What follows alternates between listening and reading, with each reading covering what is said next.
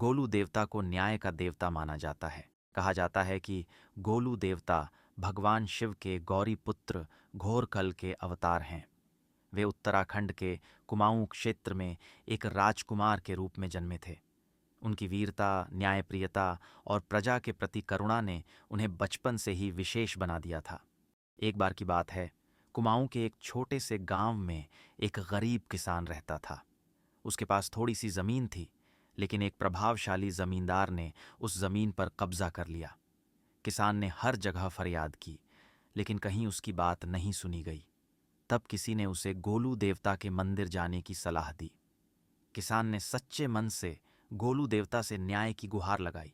उसने उनकी मूर्ति के सामने घंटी बांधते हुए कहा, हे न्याय के देवता, आप ही मेरे आखिरी सहारा हैं। कृपया मेरी पुकार सुने। कुछ ही दिनों में चमत्कार हुआ।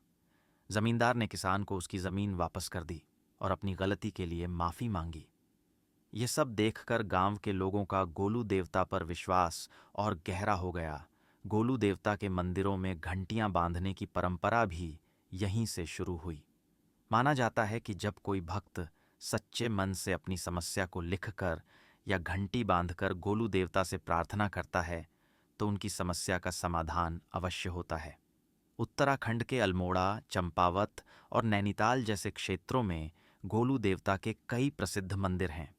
चितई का गोलू देवता मंदिर तो विशेष रूप से प्रसिद्ध है, जहां भक्त हजारों घंटियां चढ़ाते हैं। वहां के पेड़ और दीवारें भक्तों की प्रार्थनाओं से सजी रहती हैं। गोलू देवता हमें सिखाते हैं कि सत्य, ईमानदारी और न्याय के मार्ग पर चलने वाले व्यक्ति को किसी से डरने की आवश्यकता नहीं होती। उनकी कहानियां हर उस इंसान के लिए प्रेरणा हैं जो अपने जीवन में अन्याय और कठिनाइयों का सामना करता है।